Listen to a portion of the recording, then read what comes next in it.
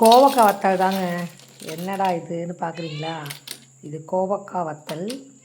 வாங்க எப்படி செய்யலான்னு பார்க்கலாம். Welcome to Kaisuvai kitchen. நம்ம சேனல் அப்படியே கொஞ்சம் சப்ஸ்கிரைப் பண்ணிக்கோங்க. நான் 1 கிலோ கோவக்காய் தான் வாங்கிட்டு வந்துருந்தேன். சும்மா ட்ரை பண்ணி பார்க்கலாமே அப்படின்னு. ஸோ இப்போ தான் ஃபஸ்ட் டைம் நான் பாவக்காய் வத்தல் போட்டு வச்சுருக்கேன். ஆனால் கோவக்காய் வத்தல் போட்டதில்லை. 1 கிலோ வாங்கி நான் ஒரு நிறைய சைஸில் கட் பண்ணி வச்சுக்கிட்டேன். அப்படியே கட் பண்ணி ஸ்டீமில் வச்சு அவிச்சு, அதுக்கு முன்னாடி கட் பண்ணினதுக்கப்புறமா மஞ்சத்தூள், உப்பு இதை போட்டு நல்லா பெரட்டி ஒரு 1/2 மணி நேரம் ஊற வைங்க. அதில் உப்பு ஏறிடும். ஏறினதுக்கப்புறம் ஸ்டீமில் அப்படியே வச்சு ஒரு ஆவி காட்டி எடுத்து வெயிலில் ஒரு 3 நாள் காய வைங்க.